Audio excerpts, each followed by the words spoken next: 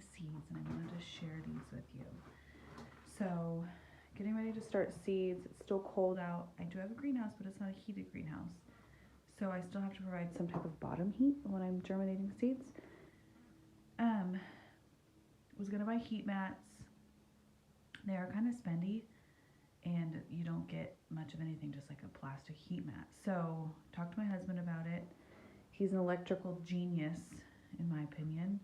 So he came up with these, and these are seed starting boxes, if you will.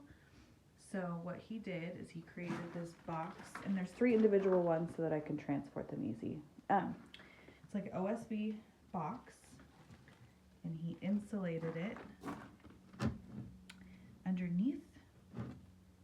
He insulated it, and then on top of the insulation is going to go Christmas lights. And I was like, honey, that's not going to provide enough heat. And it does. So on top of here is a cement board.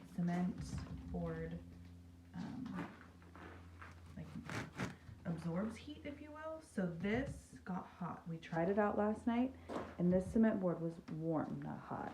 One of these has Christmas lights on it. I don't remember which one. Well, there we go.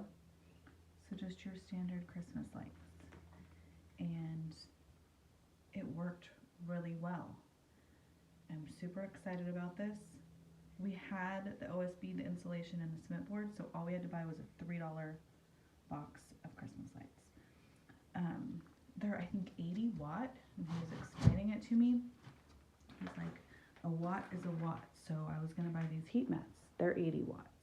He goes, the same amount of wattage will come out of the heat mat as these Christmas lights. Still don't fully understand it, but it worked, so I'm going with it. But I thought I'd share these DIY seed starting boxes. Pretty cool.